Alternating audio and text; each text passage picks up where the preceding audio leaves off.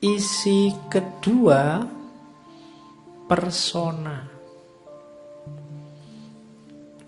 Ini yang di bahasa Indonesia sering persona itu diterjemahkan kepribadian. Tapi sebenarnya enggak. Persona itu dari bahasa Latin artinya topeng. Jadi topeng yang dipakai waktu pertunjukan teater itu persona.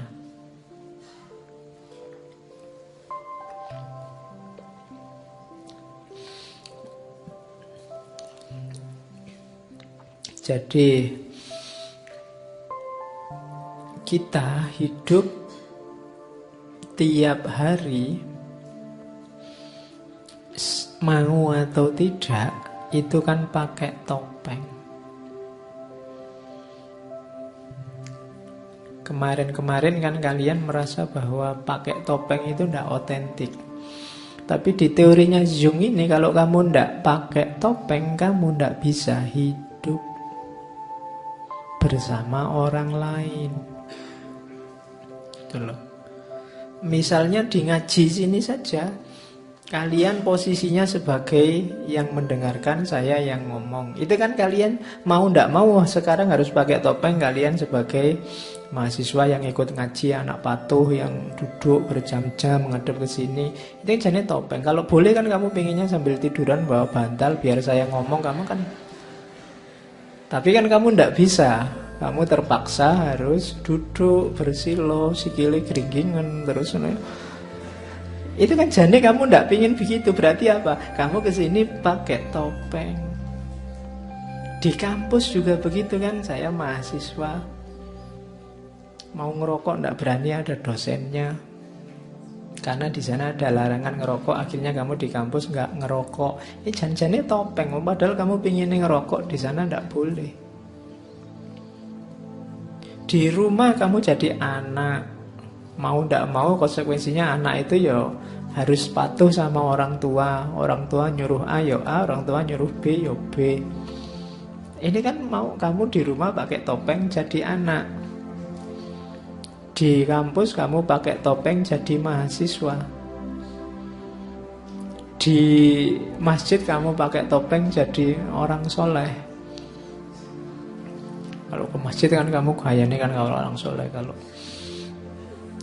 Padahal kamu ya nggak mau gitu. Kalau bisa sholat itu mau nggak seribet itu misalnya, nggak serumit itu. Tapi kan nggak boleh, ada aturannya. Jadi dan kamu ikut aturan itu. Topeng-topeng ini nanti yang dikenal sebagai persona. Jadi inilah jembatan yang menghubungkan kita dengan lingkungan sekitar. Ini tidak terelakkan katanya Jung. Mau tidak mau kita harus pakai topeng.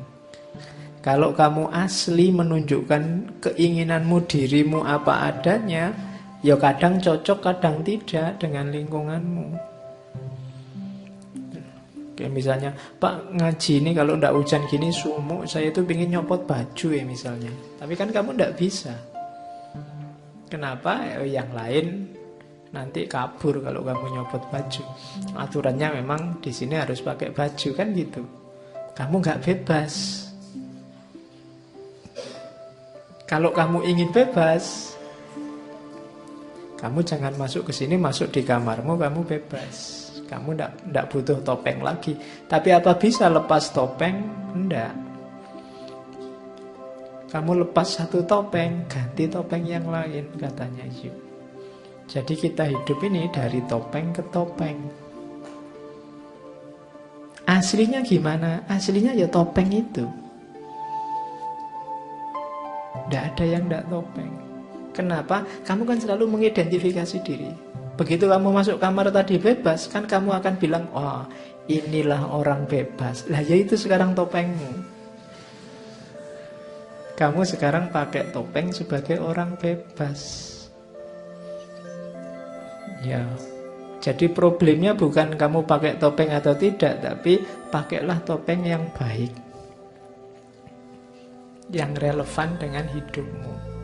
Kan itu. Jadi ini juga ada di ketidaksadaran kolektif. di tengah masyarakat ada aturan-aturan pertopengan ini yang kamu harus patuhi. Kalau enggak, kamu bisa dianggap jelek, dianggap cacat oleh masyarakat. Kamu enggak ikut rumus anak yang baik, kamu bisa diusir dari rumah. Kamu tetap harus pakai topeng yang baik. Dari mana rumus anak yang baik itu? Ketidaksadaran kolektif. Jadi masyarakat punya rumusnya sendiri meskipun tidak disadari. Jadi hati-hati, kita harus bisa milih topeng yang baik.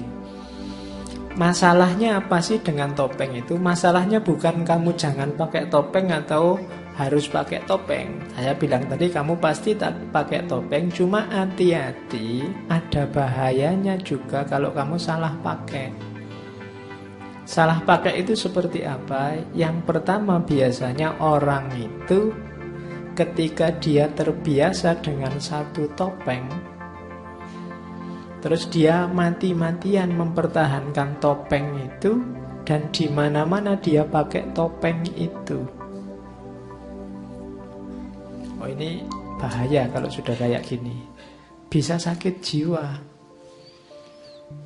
Bahwa saya suka ngasih tahu kamu filsafat, aku senang sekali pakai topeng filsafat itu. Tapi begitu pulang ketemu anak-anakku yang SD, kan topeng filsafatnya harus tak copot. Dan sama anakku sing SD aku ngomong filsafat, ndak nyambung. Bahwa kamu ustadz mungkin kamu biasa khutbah Jumat, iya. Tapi begitu pulang ke rumah ngobrol nongkrong di angkringan sama tetanggamu, kan kamu ndak harus khutbah Jumat di situ. Nanti di angkringan kamu khutbah qalallahu ta'ala ngono. Bahwa khutbahmu enak iya, tapi waktu ngangkring ya ndak usah khutbah. Pakai topeng yang lain. Ada orang yang fanatik dengan topengnya karena dia seneng dengan topeng itu dan di mana-mana dipakai. Ya kalau cocok, kalau tidak cocok, kamu bisa dianggap sakit jiwa atau jangan-jangan memang sudah sakit jiwa. Ya kalau kamu khutbah ning angkringan kan memang dianggap orang gila.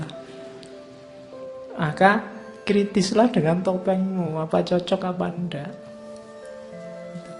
Kapan topeng itu dipakai? Gitu loh. Hari ini kan banyak konflik karena orang lupa membaca topengnya dan lupa menanggalkan topengnya. Harusnya kamu mainnya sebagai apa, tapi sekarang main sebagai apa, sehingga harmoninya kacau. Ada orang yang satu topeng dibawa kemana-mana, padahal tidak harus begitu.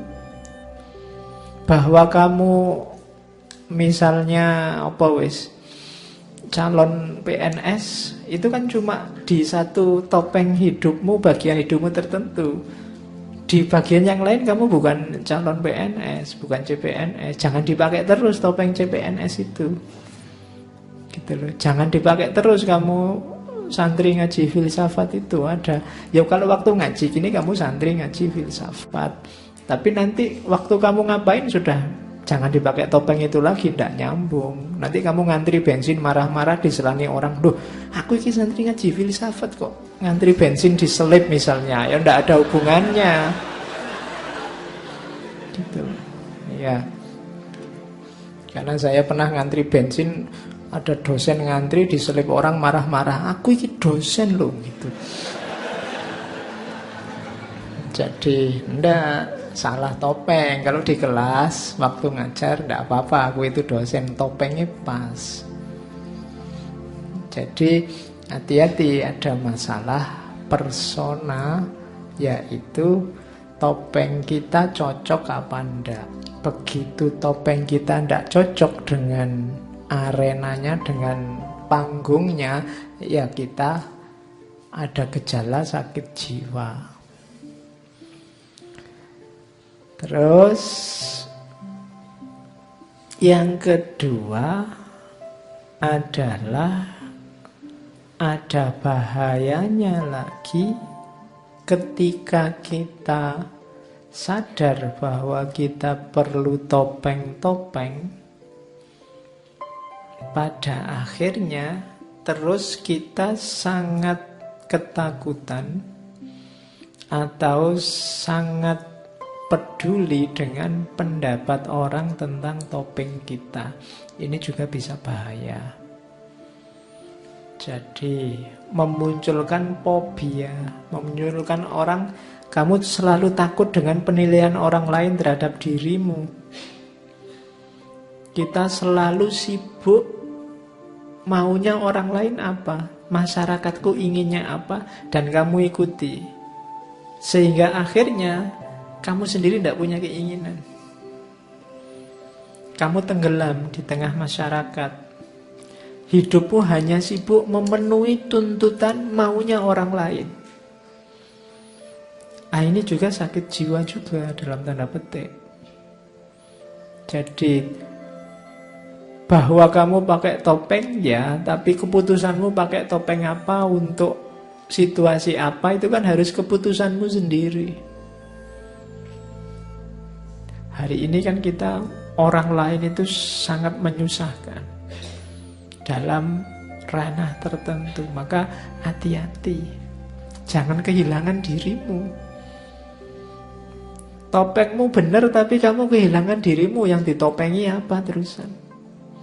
Jangan kehilangan jati diri. Orang lain berhak komentar, tapi komentarnya orang lain tidak selalu cocok, tidak selalu benar dengan situasimu. Iya, kamu dengarkan, tapi tidak harus semua dipedulikan. Jadi kalau yang pertama tadi kamu tidak melihat situasi, pakai topeng cocok apa tidak sesuka hatimu.